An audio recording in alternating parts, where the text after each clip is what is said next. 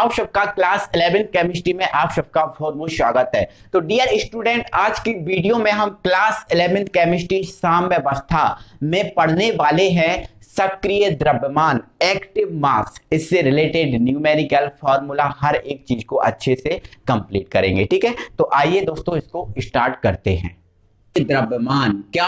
सक्रिय द्रव्यमान। तो आप अपनी कॉपी में हेडिंग डाल लीजिए सक्रिय द्रव्यमान। सक्रिय द्रव्यमान जिसको हम इंग्लिश में बोलते हैं एक्टिव मास। क्या बोलते हैं? Active mass. इसको हम इंग्लिश में बोलते हैं। तो ये सक्रिय द्रव्यमान या जो एक्टिव मास है, सबसे पहले हम ये पढ़ेंगे। ठीक है, तो ये सक्रिय द्रव्यमान या एक्टिव मास होता क्या है उसको समझो। मेरे भाई, मैंने यहाँ पर एक पात्र ले लिया। मैंने यहाँ पर एक पात्र ले लिया और इस पात्र में मैंने 1 लीटर कोई विलयन भर लिया। 1 लीटर है ना। इस पात्र में मैंने क्या किया?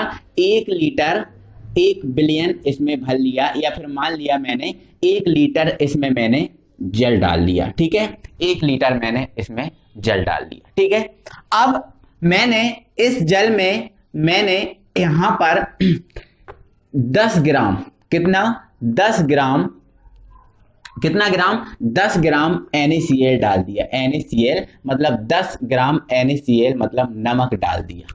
ठीक है, 10 ग्राम NaCl मतलब नमक डाल दिया। ठीक है, तो इस 10 ग्राम NaCl को मैंने कितने लीटर जल में डाला? 1 लीटर जल में डाला। ठीक है, तो ये जो पदार्थ की मात्रा है, किसी पदार्थ की मात्रा है ना, उसको मैंने 1 लीटर जल में विलय कर दिया, 1 लीटर जल में मिला दिया।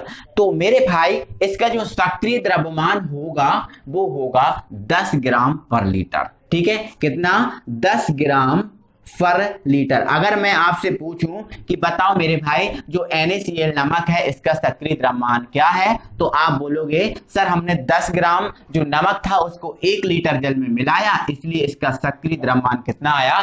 10 ग्राम पर लीटर। 10 ग्राम।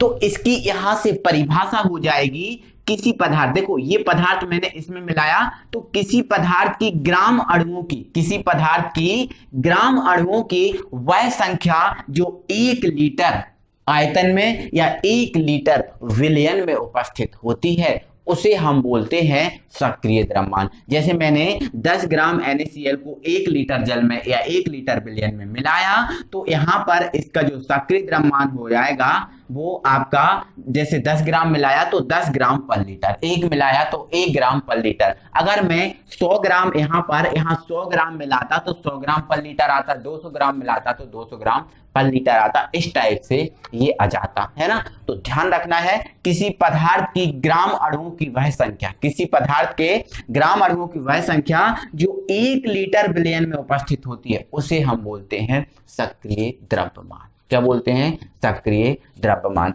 अब मेरे भाई, जो सक्रिय द्रव्यमान हमने पढ़ लिया है, अब मेरे भाई जो सक्रिय द्रव्यमान को हम इस वर्गाकार ब्रैकेट में रखकर व्यक्त करते हैं। यदि हमें किसी का सक्रिय द्रव्यमान, किसी अणु का, परमाणु का हमें सक्रिय द्रव्यमान बताना है, तो उस अणु को या उस परमाणु को हम इस वर्गाकार ब्रैकेट में रख देंगे। ठीक है, जैसे मान लिया मुझे CO2 का सक्रिय द्रव्यमान बताना है। ठीक है, तो इस CO2 को हम क्या कर देंगे? इस वर्गाकार ब्रैकेट में रख देंगे। तो अब हम इसको यही पढ़ेंगे कि CO2 का क्या है? सक्रिय द्रव्यमान। मतलब जो CO2 है वो 1 लीटर, CO2 की जो भी मात्रा होगी वो 1 लीटर विलयन में या 1 लीटर आयतन में उपस्थित होगी, है ना। चलो, जैसे अगर हमें NH3 का सक्रिय द्रव्यमान बताना है, तो NH3 को हम क्या कर देंगे? इस वर्गाकार ब्रैकेट में रख देंगे। ये NH3 को ये वर्गाकार ब्रैकेट में रख देंगे। जैसे ये आपका मान के चलो ये H2 है, इस H2 का हमें सक्रिय द्रव्यमान बताना है, तो इस H2 को हम इस वर्गाकार ब्रैकेट में रख देंगे, है ना।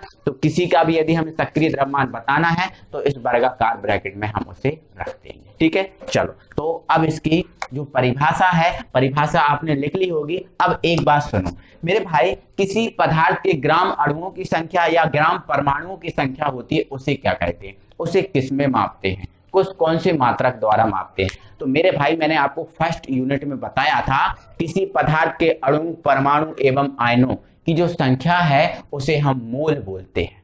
क्या बोलते हैं? मोल। किसी पदार्थ के अणु परमाणु या आयनों की संख्या होती है उसे हम क्या बोलते हैं, मोल बोलते हैं। ठीक है, तो यहाँ पर किसी पदार्थ के ग्राम अणुओं की संख्या को लीटर में मिलाया, किसमें मिलाया, लीटर में।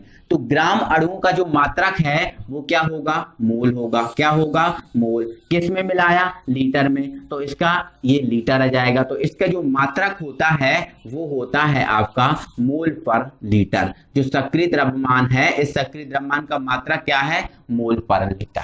क्या है, मोल पर लीटर। ये सक्रिय द्रव्यमान का क्या है, मात्रक है। ठीक है, तो ध्यान रखना। मान के चलो 50 ग्राम शक्कर को हमने 1 लीटर में डाल दिया। 50 ग्राम शक्कर को हमने किस में डाल दिया, 1 लीटर में डाल दिया। तो इसका जो सक्रिय द्रव्यमान हो जाएगा 50 ग्राम पर लीटर। 50 ग्राम पर लीटर। 10 ग्राम को डालते 10 ग्राम पर लीटर, 100 ग्राम को डालते 100 ग्राम पर लीटर, 1000 को डालते तो 1000 ग्राम पर लीटर। इस टाइप से सक्रिय द्रव्यमान निकलता है और इसका मात्रक होता है मोल पर लीटर। क्योंकि ग्राम अणुओं की संख्या या ग्राम परमाणु की संख्या है उसका मात्रक है मोल, लीटर में मिलाया तो मोल पर लीटर इसका मात्रक। इस वर्गाकार, इसको ये वर्गाकार कोष्टक है। कौन सा कोष्टक है, वर्गाकार कोष्टक।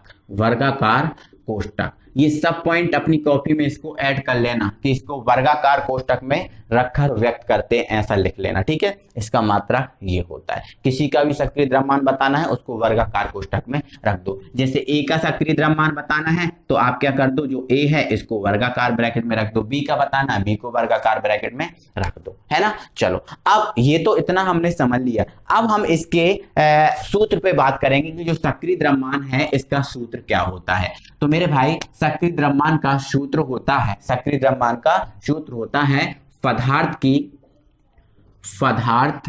की ग्राम में मात्रा, ग्राम में मात्रा। जो पदार्थ है उसके पदार्थ की ग्राम में मात्रा वटे पदार्थ का आणविक द्रव्यमान इनटू लीटर में आयतन। लीटर में जितना आयतन है वो लीटर में आयतन, ये इसका सक्रिय द्रव्यमान का सूत्र होगा। ठीक है, अब देखो पदार्थ की ग्राम में मात्रा और पदार्थ का आणविक द्रव्यमान। जैसे मैंने इसमें कितना लिया था, 10 ग्राम NaCl लिया था। कितना, 10 ग्राम NaCl नमक लिया था। ठीक है, तो पदार्थ की मात्रा इसमें कितनी है, 10 ग्राम। कितनी है, 10 ग्राम। और पदार्थ का आणविक द्रव्यमान, पदार्थ क्या है इसमें, NaCl है पदार्थ। तो इस पदार्थ का आणविक द्रव्यमान निकालना है तो Na का द्रव्यमान कितना होता है, परमाणु क्रमांक 11 होता है और द्रव्यमान Na का कितना होता है, 23, है ना। अब क्लोरीन का परमाणु क्रमांक होता है 17 और द्रव्यमान निकालें तो आता है 35.5। तो टोटल हम जोड़ेंगे 58.5। तो इस टाइप से हम इसका द्रव्यमान निकालेंगे। ठीक है, आइए इससे संबंधित हम 1-2 न्यूमेरिकल कर लेते हैं। ठीक है,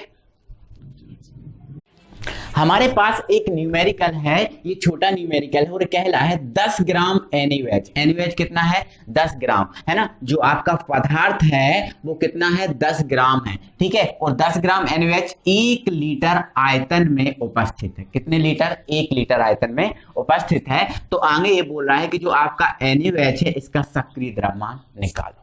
ठीक है, तो पहले आपको इसमें जो दिया है, देखो आपको सक्रिय द्रव्यमान निकालना है तो क्या क्या जरूरत है, पदार्थ की ग्राम में मात्रा, पदार्थ का आणविक द्रव्यमान और लीटर में आयतन। इन 3 चीजों की जरूरत है। तो देखो इस क्वेश्चन में आपको पदार्थ क्या है, पदार्थ है आपका NaOH। ठीक है, NaOH की ग्राम में मात्रा कितनी दी है, ग्राम में मात्रा। इस NaOH की ग्राम में मात्रा दी है 10 ग्राम। कितना, तो ये लिख दिया आपने 10 ग्राम।